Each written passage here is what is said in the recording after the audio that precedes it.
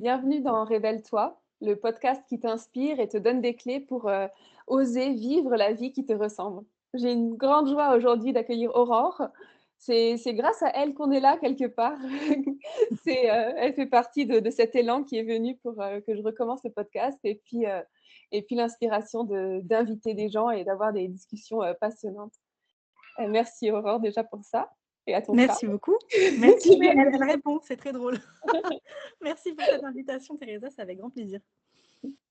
Est-ce que tu as envie de te présenter du coup un petit peu ou beaucoup?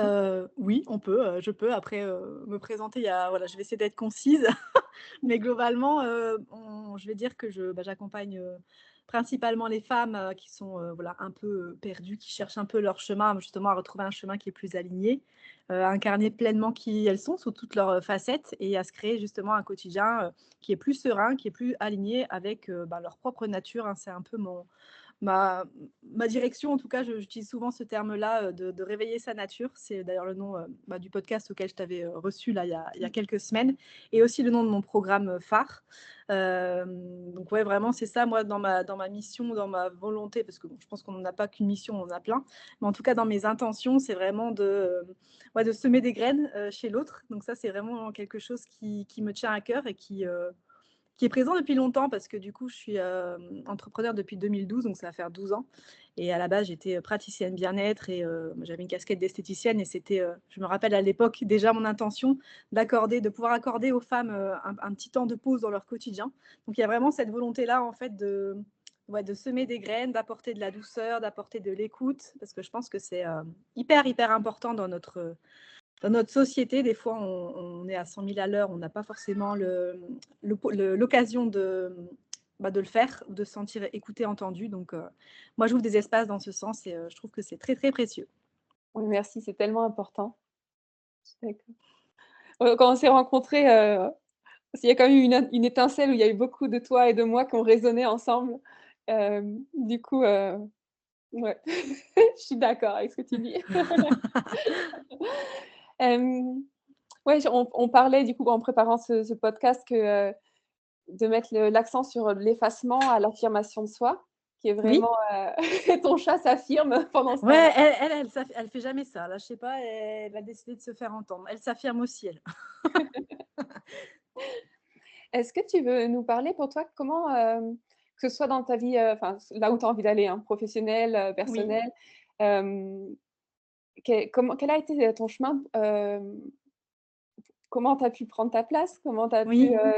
peut-être, ouais, peut-être les challenges ou est-ce que ça a été facile pour toi ou, Moi, je pense que c'est vraiment un cheminement. Je dirais qu'il y a des étapes, je vois vraiment ça comme des paliers, une forme d'escalier, tu vois? Là, c'est une image qui me vient, c'est, la forme de passer une marche.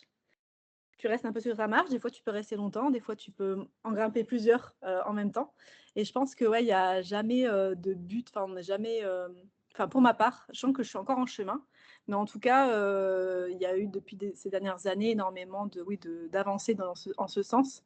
Tu parlais du pro et du perso, pour moi, c'est vrai que ça va ensemble parce qu'il y a les expériences professionnelles qui font que et les expériences personnelles, mais pour moi, c'est toujours une question de relation et de lien avec un humain, entre guillemets, ou une situation. Donc, donc oui, il y a eu différentes étapes dans mon cheminement, en effet, à savoir qu'à la base, moi, je suis quelqu'un de très introverti. Enfin, c'est souvent ce qu'on me renvoyait quand j'étais petite et même adolescente. Et je me rappelle que j'étais loin d'être l'élève, ou la fille populaire, du lycée ou du collège même. Mais j'avais extrêmement peur justement de porter ma voix, de parler. Et du coup, ça a été aussi un challenge, enfin une victoire du moins, quand j'ai ouvert aussi mon podcast en février 2023. Donc ça fait un peu plus d'un an, même bientôt deux. Et je pense que c'est vraiment des étapes de s'autoriser et aussi, il y a pour moi une phase de guérison, des blessures. Pour moi, c'est indéniable de passer par ces étapes-là entre guillemets «thérapeutiques», d'aller penser, d'aller, justement, apaiser la petite enfant ou le petit enfant qui est en nous et de se dire, qu'il est assez, qu'il est aimé, qu'il est comme il est et que c'est OK, en fait. Je pense qu'il y a beaucoup de comment dire?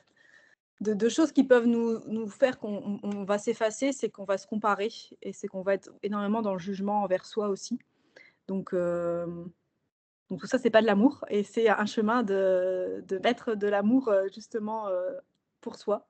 Donc je pense que, c'est un chemin parce que comme je disais en off avant ce podcast, je sens que, même pour moi, je vais pas dire que je suis, ça y est, j'ai atteint l'objectif ultime, mais je sens qu'il y a encore, en fait, toujours des couches à enlever, en fait, encore aujourd'hui.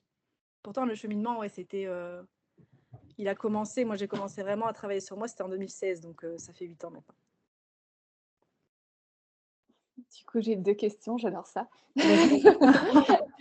Tu les veux les 2 là en même temps ou? Vas-y, vas-y, je vais essayer de pas parce que comme, vous pouvez le voir, je suis assez, ça peut vite aller dans tous les sens, mais vas-y. Génial. Hem, on est une bonne team pour ça, je pense. Ouais. Hem, est-ce que ça a été facile pour toi de trouver l'escalier? Parce que tu parlais, tu sais, de gravir les marches, mais, est-ce que, ça a été très clair pour toi? «OK, c'est celui-là mon escalier», pour rester dans ton image? Ou est-ce que, il a fallu que tu cherches? Est-ce que tu as eu un moment comme ça de, Je pense que j'ai pas eu trop le choix à la base. Enfin à la mmh, dans le sens où je me sentais perdue et j'ai eu, ma première re rupture amoureuse, c'était en 2015 où, c'était très, très difficile pour moi et je me rappelle que j'avais vraiment le cœur brisé et je savais plus, j'étais perdue, en fait et là, je me suis dit, j'ai d'abord mis en lumière des croyances parce que moi, dans mon schéma familial, pour moi, les personnes qui allaient voir des psys, c'était des gens qui étaient un peu fous, en fait, enfin, il fallait avoir une pathologie. J'avais cette croyance-là, que, ben, oui, en fait, ben, genre, je savais pas que tout le monde pouvait y aller et que tout le monde ce serait mieux d'ailleurs si tout le monde y allait. Et du coup, voilà, j'ai travaillé un petit peu là-dessus, je me suis inscrite, je me rappelle, à une formation à un programme qui s'appelait l'effet papillon. J'ai eu la chance, avec la chambre des métiers, c'était déjà dans le cadre de mon comment dire? De pour le coup du pro là, c'est pour ça que je disais tout est un peu mêlé. Mais c'était aussi pour moi une bonne, opportunité pour, faire évoluer mon activité parce que je sentais que dans cette phase-là de ma vie, ça faisait 3-4 ans que je faisais entre guillemets «de l'esthétique pure et dure», que je prenais soin du corps, mais je sentais que j'avais envie d'aller plus loin. Donc j'étais un petit peu perdue, je me suis dit: «Tiens», j'ai reçu ce catalogue, je me rappelle, dans ma boîte aux lettres. L'effet papillon, je sais pas, je trouvais ça beau, ça me parlait. Je me suis dit: «Allez, je vais m'inscrire là» et du coup, c'était un parcours d'un an et j'ai eu plein de prises de conscience. Tu vois, il y a une première grosse, marche qui a été passée cette fois-là où je me suis dit: «Allez, je m'autorise à m'inscrire là» et j'ai eu ça aussi pour ma formation de coaching là, avec Anne-Claire, il y a quelques années. Enfin bref, il y a eu des grandes marches où j'ai senti en fait que tout mon corps vibrait. Mais je pense que oui, malheureusement ou heureusement, la première étape, c'était vraiment, dû à une douleur et une souffrance où je pouvais pas la mettre sous le tapis, c'était pas envisageable en fait. super intéressant parce que du coup, quand je te parle, quand est-ce que tu as trouvé, ton escalier? Hem, tu me parles du coup, de ouais, de quand tu as commencé à plus, alors je mets mes mots, tu me dis si c'est juste ou pas, Oui, mais plus te rencontrer toi-même, au-delà du corps oui. et mais tu m'as pas parlé quand tu es devenue esthéticienne ou ton pro enfin, tu vois? Je trouve ça chouette, Mmh. et et par rapport à la chrysalide, du coup, de passer de la chenille au papillon, j'ai l'impression que c'est comme si enfin, j'ai l'impression que l'humain, enfin, ou en tout cas, moi, c'est comme ça, je sais pas si c'est comme ça chez toi. Il y a pas une chenille et un papillon, c'est une chenille, un papillon, puis il y a de nouveau un autre papillon et un petit Carrément. chenille. Mmh. Mmh, Carrément. Ah ouais, mmh. je suis carrément d'accord avec cette image-là. En fait, quand ça commence à bouger, je pense que quand on commence à comprendre ça et encore c'est pas dans l'espace de la tête, c'est vraiment comme tu disais l'espace du corps en fait, du corps et du cœur. C'est qu'en fait on peut faire le choix de taire et de mettre sous le tapis, hein. Mais pour moi vraiment c'est un effet, boomerang, c'est l'histoire de la plume, de la pierre et du parpaing, quoi. Au début, c'est une plume, c'est un peu doux, ça devient chatouillé, tu dis: «Ah bon, ça m'irrite un petit peu, mais c'est OK». Après, c'est une pierre, tu fais: «Oh là, c'est déjà le message, il est déjà un peu plus, violent là, mais bon, est-ce que je choisis de l'écouter ou pas?» Et après, ouais, c'est vraiment le parpaing là, pour moi, c'est quand, tu peux plus, tu vraiment il y a un choc ou il y a un événement qui vraiment, tu peux plus en fait mettre sous le tapis quoi, c'est pas possible. Donc oui, oui, c'est vraiment corporel comme tu le dis, c'est très dans les ressentis. Moi, je me suis, comme là, on parle beaucoup d'hypersensibilité, je sais pas comment toi tu vois ce mot-là? Moi, je suis d'accord et en même temps, il me dérange un peu parce que pour moi, on est tous sensibles et je pense que l'hypersensibilité, elle vient, à partir du moment où, tu vois, j'ai une image de la cocotte minute où tu étouffes, tu étouffes, tu étouffes et en fait, forcément, bah, tout, tout irrite, tout te sensibilise et je pense que c'est vraiment hyper important, tu vois? On parlait de la thérapie, mais c'est aussi d'être au contact de ses émotions et de son corps, hein, on y revient encore et toujours. Mais c'est tellement des messages en fait, c'est des messages tellement, intelligents et puissants, que le corps nous envoie en fait constamment et c'est tellement riche finalement. Des fois on cherche des solutions, on va faire 15 000 formations, des thérapies, des choses, c'est bien, mais le corps en fait, le corps sait souvent. Ouais. Pour moi, ça a été un long chemin de me reconnecter à mon corps, de pouvoir, faire le lien entre mes émotions, mes ressentis, est-ce que pour toi, ça a été quelque chose de toujours naturel qui t'a guidé ou est-ce que c'est quelque chose qui est venu, Mmh, je pense que j'ai fait la paix au fur et à mesure et encore des fois ça m'embête un peu, hein, quand ça déborde, Mmh. mais je pense que j'ai fait la paix parce que de toute petite j'étais, très sensible et je me rappelle, bon, je viens d'une famille où les émotions, c'était pas forcément évident de les exprimer et moi, je viens d'une lignée de femmes, fortes et de femmes dures où, je me rappelle ma grand-mère, bon, alors je viens du nord de la France, elle parlait patois, elle disait que j'étais une briousse tout le temps. Elle fait: «Oh, tu es une briousse», en gros, c'est un peu une pleurnicheuse, quoi, parce que je pleurais tout le temps. Enfin, je pleurais souvent. Donc c'est vrai que j'avais pas forcément une image, très «positive» entre guillemets de l'émotion, parce que pour moi, il y avait une question de faiblesse à l'époque, d'être vulnérable, c'était voilà, mais une question de faiblesse quoi, c'est vraiment une faille et au fur et à mesure, non, au contraire quoi, quand j'ai vraiment, compris, il y a eu un gros événement dans ma vie quand j'étais très jeune aussi, quand j'avais 16 ans où j'ai fait une inflammation, j'ai failli en fait mourir, à 16 ans parce que j'ai une péritonite. Enfin bref, c'était, les prémices de ma maladie de Crohn, donc maladie inflammatoire de l'intestin et en fait, je me suis aperçue que j'ai exploré différents piliers, tu vois? Quand je parlais des escaliers tout à l'heure, le pilier alimentaire, il y avait ça, mais je me rendais compte qu'il y avait tellement c'était tellement autre chose et qu'en effet, j'ai fait la paix aussi, avec mes émotions, de plus en plus à partir de ce moment-là, en fait, aussi parce que je sentais bien que le stress, que le fait d'être en apnée, de contenir tout et de pas laisser circuler, en fait, ça se cristallisait vraiment dans mon ventre et c'était, hyper parlant pour moi, du coup. ouais. Ouais, j'entends en plein, ouais. Mmh. Mmh. Moi, je pense que j'ai vécu les émotions, un peu différemment et après, je te partage ça, après je vais rebondir sur ce que Vas-y, tu vas-y, dis. avec Hem, plaisir. pour moi, je pense que j'étais pas consciente de ce qui se vivait en moi et qu'à un moment, j'explosais en pleurant, mais du coup, ça m'empêchait de m'exprimer et parce que c'était juste un trop plein et à cette époque de ma vie, c'était pour moi très, déstabilisant, désagréable, de voilà, d'avoir ces pleurs qui voilà, où je partais du coup et une fois que j'ai réussi, avec le temps, avec la thérapie, avec, le travail énergétique, plein de choses, l'art-thérapie et cetera. Hem, maintenant quand les émotions viennent, je suis capable de me montrer dans ma sensibilité, mais si c'est plus les enfin, du coup, si je pleure, ça me dérange plus, c'est plus les mêmes émotions et puis elles sont reliées cette fois à mon corps, elles sont pas, séparées de qui je suis Mmh. et et aussi dans ce que tu partageais, ce que j'entends, je sais pas, tu peux me dire, enfin si tu peux le Mmh. jeter à la poubelle ce que je te dis. J'entends aussi, enfin et dans ce que je te partage aussi, hein, mais qui suis-je en fait? Où est ma limite? Ou qu'est-ce qui m'appartient? Qu'est-ce qui appartient à l'extérieur? Hem, quelles sont mes émotions? Quelles sont les émotions? Tu sais, quand on est, hem, bon, hypersensible, ça me c'est je trouve ça aussi trop fermé comme, mais quand on est Mmh. sensible au monde en fait et aux autres, du coup, on ressent aussi beaucoup, ce qui se passe, dans sa famille, dans nos clients et du coup, et c'est un super cadeau de thérapeute pour pouvoir travailler, mais avant, en fait, quand on fait nos classes, je dirais, il y a des c'est peut-être un peu, comment c'est pour toi? Est-ce que ça résonne? Ça résonne complètement, ouais, tu vois ce que tu m'évoques là, le fait en effet il y a une question de débordement.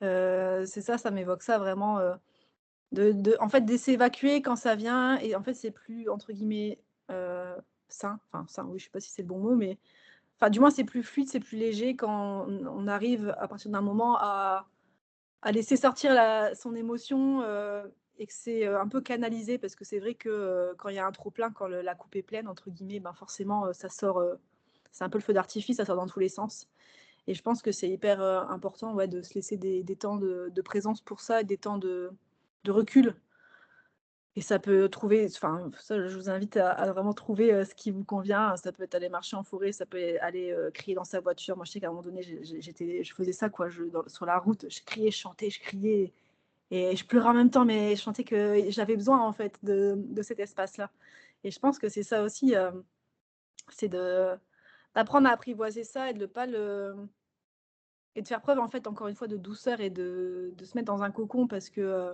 tu vois, tu parlais de entre guillemets, de ouais, d'être hypersensible et d'être, enfin, quand tu es au contact de l'extérieur, tu peux être facilement touché. Enfin, moi, je sais qu'en ce moment, c'est quelque chose, où je suis un peu plus, vulnérable de ce côté-là, mais je suis hyper touchée, hyper, heu ouais, touchée, c'est le mot, par, je sais pas, en fait, la violence qu'on fait, aux femmes, la violence, qu'on met sur la terre, sur, enfin, au point de vue écologique, au point de vue des animaux. Bref, j'ai vraiment une sensibilité où je me dis: «Mais c'est pas juste, en fait». Mais d'un autre côté, c'est ce qui fait, notre, enfin, je parle pour moi, c'est ce qui fait mon humanité et aussi le fait que, ben, peut-être qu'à un moment donné, ça va me donner un élan pour créer quelque chose dans ce sens aussi et de contribuer et pas, fermer les yeux.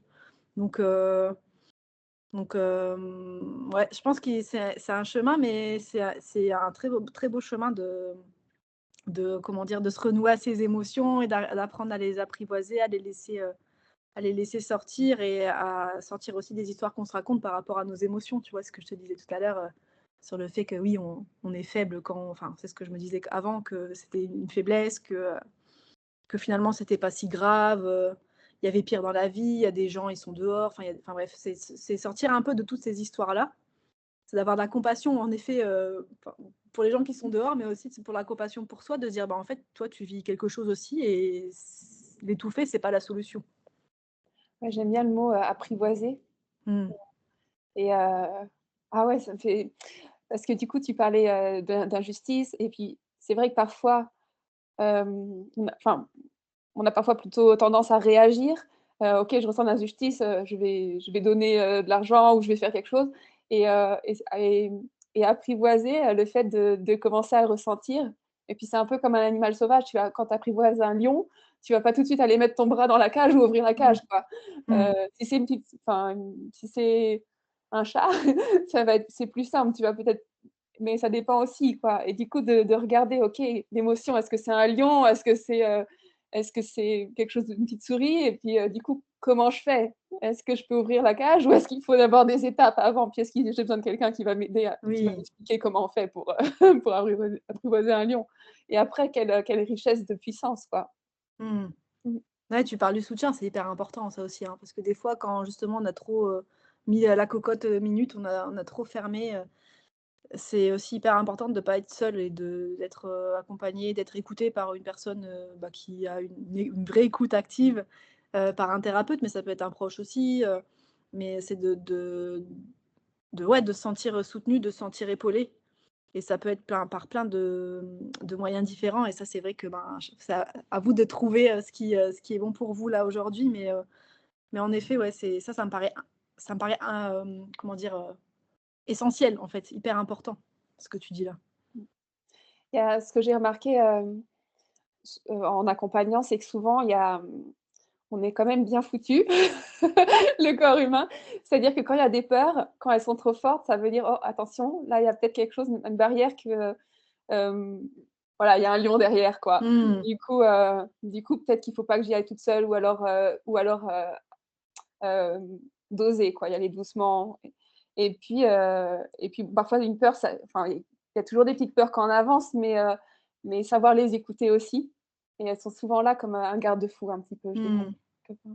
Oui, carrément, oui. Ça, je suis d'accord avec toi aussi parce que, bah, des fois, on peut entrer dans des injonctions avec ce qu'on peut voir sur les réseaux de oui, il faut affronter ses peurs, il faut sortir de sa zone de confort. Oui et enfin, non. Oui et non, en fait, parce que qu'est-ce que dit le corps? À un moment donné quand, oui, il peut y avoir de l'adrénaline, la peur, elle peut peut-être figer, mais c'est se questionner sur, est-ce que c'est envisageable pour moi ou pas, en fait. À un moment donné, si le corps, il bloque carrément, bah, en fait, à la base, la peur, elle est là pour nous protéger, comme tu le dis.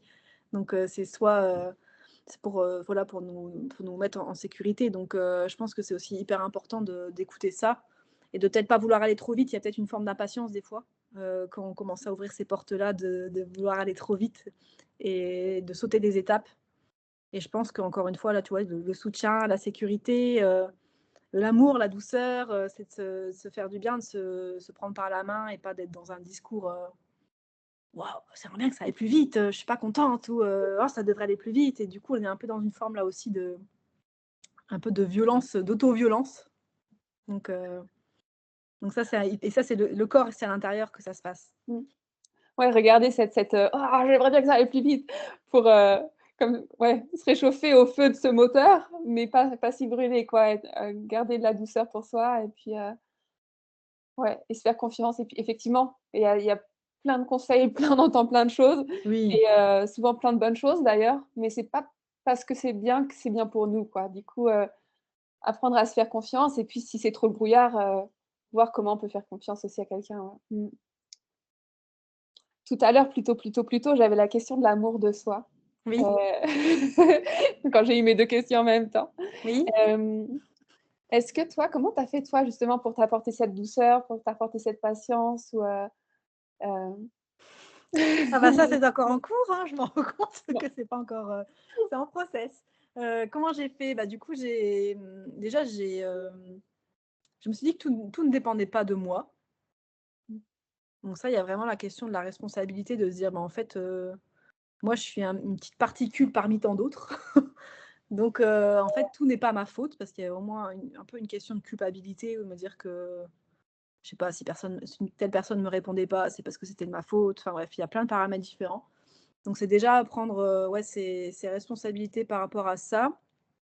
Hem et après, encore une fois ouais, de cultiver la patience, et de se dire en fait que, souvent on a tendance à mettre en lumière les choses négatives ou les choses auxquelles on n'arrive pas, donc c'est aussi d'apprendre à observer ce qu'on se raconte, les histoires qu'on se raconte dans notre tête. Et moi ce qui m'a beaucoup aidé au début, c'était les autres, c'était mes proches. Parce que souvent on dit: «Oui, développement personnel», mais pour moi il faut s'aimer soi-même avant, j'en reviens à cette, injonction aussi parce que je suis pas forcément d'accord avec ça. Oui, en effet, il faut s'aimer soi-même, c'est bien de s'aimer soi-même, mais des fois, c'est dans le lien aussi que, ben, il y a des pansements qui sont mis. Et c'est vrai qu'au début de mon cheminement, j'étais là, oui, on me disait: «Ah mais toi, tu es comme ça, toi, tu es comme ça, tu es tellement persévérante, tu es tellement bienveillante, tu es tellement douce». Et en fait, pour moi, en fait, quand souvent c'est des qualités d'être ou des valeurs qui sont innées, vu que c'est des choses qu'on incarne depuis peut-être tout petit, en fait, on se rend pas compte qu'on est comme ça. Parce qu'en fait, c'est naturel. Et du coup, c'est vrai que le fait d'avoir l'autre le miroir en face qui montre que, bah, oui, en fait, tu es comme ça et qu'il y a plusieurs personnes quand même qui le disent. Donc franchement, ça doit quand même être vrai s'il y a plusieurs personnes qui le disent. Et en fait, moi, ça m'a vraiment soutenue ça dans mon cheminement, le fait d'avoir des proches, d'avoir un soutien extérieur et d'avoir des personnes, ouais, qui sont à l'écoute, qui font miroir en fait, hein, tout simplement, hein, c'est ça aussi, hein. Il y a plein de façons, hein, enfin l'amour de soi, c'est une thématique, et encore l'amour de soi, l'amour des autres, enfin c'est l'amour en règle générale. On pourrait en parler je pense pendant des heures, mais en tout cas oui, moi c'est ça qui m'a vraiment aidée, au tout début.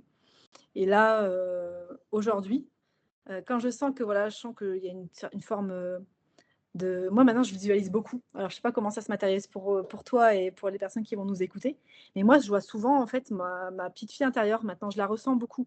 Et quand je sens qu'il y a un truc qui me touche, soit je la vois, elle claque des pieds, elle est pas contente, tout ça. Donc je me dis: «Ah là il y a peut-être un petit temps où il faut souffler et peut-être aller la revoir», et si c'est pas le moment là dans l'instant d'aller la voir parce que je suis occupée à faire quelque chose ou je suis avec des personnes, bah, c'est de me trouver un espace, le soir pour, bah, peut-être me faire quelque chose qui me fait plaisir. Pour mettre une bougie, pour me réconforter, pour faire quelque chose qui me fait du bien, en fait. C'est un peu, ce qui me traverse, donc c'est ce que, je voulais te partager ici. ah super, merci. Ouais, c'est précieux, merci beaucoup. Oui, j'entends s'entourer de personnes, bienveillantes et puis, merci pour cette relation avec, la petite fille intérieure, et ouais, d'ailleurs, tu vois, je dis petite fille intérieure parce qu'on parle souvent de mais tout d'un coup, je me dis: «Mais non, le mot petite, il est pas juste du tout là». Non, non, non, c'est vrai. Mmh, Et du coup, parce que je sens la puissance en fait que ça a, ce que tu nous partages carrément, ouais. Ouais, et carrément, ouais, ce lien, hein. mmh, complètement. J'ai des frissons quand tu dis ça, c'est vrai que, ouais, c'est une partie de nous, en fait, qui est pure, Mmh. parce que l'enfant, c'est pur et c'est vrai que, elle sait et pour le coup, ils sont connectés à leur corps, les enfants, hein, et à leurs émotions. Ça y est, c'est moi qui ai Avant des frissons. Avant d'être bridés, c'est émotionnel, c'est full émotionnel, un enfant. Donc finalement, je pense que, tu vois, ça revient à ce qu'on disait juste avant sur la sensibilité, sur la vulnérabilité et la sensibilité. C'est que c'est un peu une bête à apprivoiser pour moi. Je sais pas, c'est comme ça que je le vois là maintenant. Quand on est souvent débordé et que il y a de la souffrance ou des choses vraiment pas confortables à vivre, c'est d'apprendre à dompter en fait cette émotion-là. C'est quoi son message? Parce qu'une émotion, elle a toujours un message derrière. Ouais, j'adore ça. Allez regarder, c'est tellement précieux. Mmh. Et on peut tellement se surprendre et tu vois, quand on se surprend soi-même, c'est génial. Mmh. La dernière fois, tu nous parlais, si je me trompe pas, c'était d'Ylang Ylang. Enfin, c'était sur ton podcast, du coup, quand on avait Oui, oui, échangé. c'est vrai. Heu, l'odeur doudou qui te faisait du Oui, bien. c'est Est-ce vrai. que tu veux nous en dire un peu plus? Bah, là aussi, c'est de la reconnexion au corps, hein. Ça, c'est pareil, c'est un outil, j'aurais pu en parler tout à l'heure quand tu me demandais, les outils. Hem, Parce que ça, c'est un outil pareil que j'ai rencontré c'était en 2016 ou 2017, qui a tellement été soutenant. Tu vois, là aussi, c'est un soutien. Hein, c'était pas une personne, c'était pas moi, mais c'était vraiment la nature. Pour moi, elle est hyper soutenante et elle offre tellement de choses. Et moi, ça m'a énormément, aidée dans mon cheminement aussi bah, ça a été un outil du moins pour me reconnecter à mon corps. Parce que l'odorat, en fait, c'est tellement puissant. Enfin, nos sens sont tellement puissants et l'odorat, il est aussi directement, relié au cerveau limbique, au cerveau émotionnel et à notre hypothalamus. Donc c'est vraiment le disque dur, de toute notre histoire et même avant. Et donc c'est vrai que c'est tellement riche et moi, c'est un outil que j'utilise énormément. Que justement, quand il y a quelque chose, une émotion qui déborde, moi, j'ai des huiles essentielles, comme tu disais, doudou, qui vont m'apaiser tout de suite, en fait. Ça va laisser quand même circuler ça va laisser circuler l'émotion, mais si vraiment il y a un gros inconfort et que limite il y a des spasmes ou voilà, comme un gros chagrin, des choses comme ça va vraiment, aussi agir sur le système nerveux. Donc pour moi, ouais, les huiles essentielles, c'est un super outil et c'est pour ça que j'avais fait aussi un programme, j'avais créé un programme il y a quelques années parce que je me suis formée, sur cette pratique-là, autant au niveau du symptôme, comme on peut le connaître des fois, mais aussi en psycho-émotionnel, parce que pour moi, enfin moi, en tout cas, mon outil, c'est plus en psycho-émotionnel. Je ne vais pas forcément l'utiliser sur des bobos, mais c'est plus en accompagnement, ouais, bah, des émotions pour que ce soit plus doux, encore une fois. Hein. Donc, c'est très, très précieux, oui. Est-ce que, hem, 2 choses.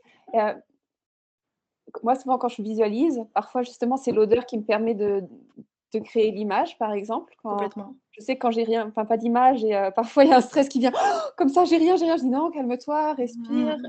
Est-ce que tu entends? Est-ce que tu sens? Et je sais que l'odeur est souvent, pour moi, un point d'appui. Est-ce que, mais bon, plus que ça, je connais pas trop, l'aromathérapie ou les huiles essentielles. Est-ce que c'est comme un mât dans la tempête, j'aime bien, ou quelque chose qui soutient? Est-ce que c'est ça ou comment c'est? Bah, en fait, alors encore une fois, il faut qu'elle soit, bien, traitée, elle aussi. C'est comme tout, hein, c'est comme tout ce qu'on même l'alimentation, c'est la même chose.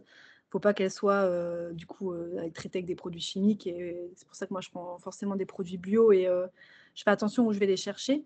Mais oui, pour vraiment, parce que l'huile essentielle, c'est toute l'essence de la plante, justement. Donc on va la distiller et elle va vraiment prendre toutes les particules. Donc quand on le voit, c'est liquide, c'est de la matière. Quand même, mais quand on l'ouvre, bon, je ne veux pas vous dire de faire l'expérience chez vous parce que c'est dommage, mais si vous laissez ouvert un flacon d'huile essentielle, ça s'évapore. Donc c'est aussi très, ouais, éthérique, quoi. Donc ça permet vraiment ouais, de connecter avec des parts, de soi, et des choses très subtiles. Donc c'est aussi, parce que d'un point de vue énergétique, on peut aussi travailler avec, les huiles essentielles, les poser sur les centres, bah, les chakras, les centres énergétiques. Donc il va y avoir aussi, énormément de déblocage. De toute façon, c'est un soutien aussi, moi, que j'utilisais, et que j'utilise encore, des fois pour accompagner des gens.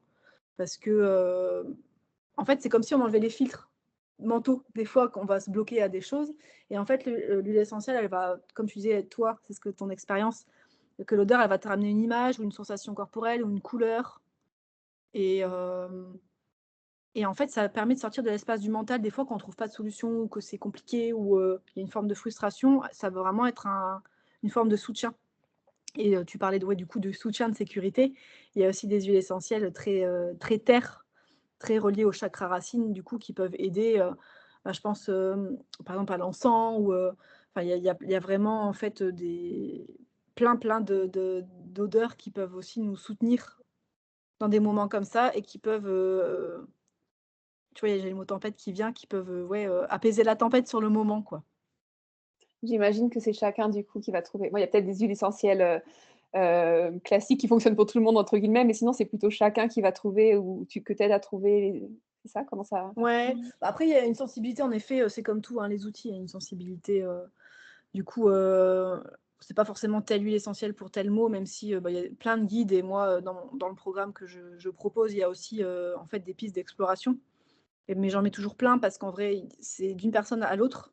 Il y a aussi une question de tempérament et des personnes qui vont être plus, bon, je sais pas si ça va parler à tout le monde, mais, hem, en naturopathie ou en ayurveda, on dit qu'il y a du pitta, du feu, de la terre, justement, on est tous dans des constitutions différentes et donc il y a des personnes, notamment qui vont être feu, par exemple, qui vont avoir un terrain feu, où la lavande, elle est très froide et ça va, canaliser beaucoup, par exemple, les tempéraments même colériques, avec beaucoup de pitta pour les personnes à qui ça parle. Ça va permettre de les, ouais, c'est comme si on mettait un je vois les pompiers là, ça met un coup de ça calme le feu, alors qu'une personne qui sera plus lymphatique, qui sera plus, dans une énergie, peut-être plus stable déjà, bah, ça va pas forcément lui apporter, tant que ça, en fait, ça va pas être aussi efficace. C'est pour ça qu'une huile essentielle, elle va pas forcément être aussi efficace pour une problématique, en fait. C'est pas un médicament. Un médicament, il y a une molécule dans un médicament. Dans une huile essentielle, il y a plus de 200 molécules. Il y a des huiles essentielles, il y a plus de 200 molécules. Donc c'est pour ça aussi qu'il faut faire hyper attention et qu'il ne faut pas les utiliser n'importe comment. Mais c'est un outil qui est hyper puissant et du coup, à utiliser, enfin qui est moi, de toute façon, moi, je pourrais en parler des heures, mais qui Ouais, est, je vois, je me dis: «Waouh, c'est passionnant, mince, on arrive à la fin. Oh mais c'est génial, mais bah oui, non, mais je trouve ça très chouette. Après, je suis pas non plus pour, parce que, ce que je dis, faut pas en acheter 15 000 non plus, parce que, bah, c'est des produits en effet qui viennent de la terre et qui ont mis du temps, hein, tout le cycle là de semer la graine, de que ça sorte. Des fois, il y a des arbres, enfin c'est de l'écorce donc faut les choisir aussi en conscience. Mais mais pour moi, ouais, c'est vraiment des quand on en trouve une vraiment qui nous fait du bien, peut-être qu'elle va nous faire du bien pendant 6 mois et qu'après, ben, on va plus ressentir. Mais c'est que le travail a été fait, en fait. C'est un travail vraiment énergétique et subtil. ah ça y est, j'ai des frissons. J'entends travailler avec la plante, tu vois? Soutenir ce qui est là, ouais, génial.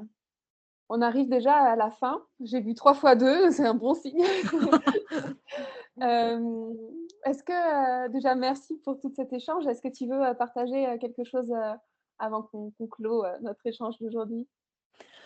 Qu'est-ce que j'aurais envie de partager en plus? Bah oui, non, mais c'est un peu mon intention, ouais, pour ce début d'année et cette fin d'année, c'est vraiment la douceur, hein, qui me revient souvent. Le fait d'être, voilà, d'être doux avec soi aussi, de prendre le temps quand vous en avez besoin, de pas être dans cette course tout le temps, de prendre des temps de recul et des temps de présence avec soi parce que c'est hyper, hyper précieux, hyper important d'avoir ces temps en fait, de recul hors du monde dans sa grotte. Et donc ouais, si j'avais un mot vraiment pour clôturer cet échange, ce serait ça et puis, si vous avez aimé mon élan, par rapport aux huiles essentielles, bah, j'ai mon programme là qui va bientôt rouvrir, si vous avez envie d'aller voir, je vous donnerai les liens à Teresa. Et si vous avez envie d'aller explorer cette thématique-là, ça peut être un outil de reconnexion au corps, il y en a plein d'autres. Peut-être que ça va vous parler, peut-être moins, mais en tout cas, bah, trouver le canal qui vous fait du bien et le support qui vous fait du bien, je pense que c'est le plus important. Merci, merci pour cet élan de partage. Du coup, ça me donne envie, ouais, pour ce début d'année aussi, moi, je pense à la reconnexion et puis je pense à bien s'entourer, ce que tu parlais Mmh. et du coup, et puis à l'équilibre entre être dans sa grotte, s'entourer, trouver des choses, qui nous soutiennent, des huiles essentielles, moi j'adorais. Heu, bien sûr, moi, c'est pas mon outil, c'est plus le dessin, mais les 2 vont très bien ensemble aussi Ah oui, et complètement.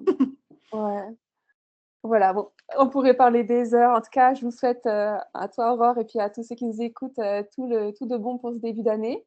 Vous retrouvez, sous cet épisode, tous les liens d'Aurore, pour en savoir plus sur les huiles essentielles et sur toute sa magie parce que tu fais d'autres, d'autres magies. Oui, oui.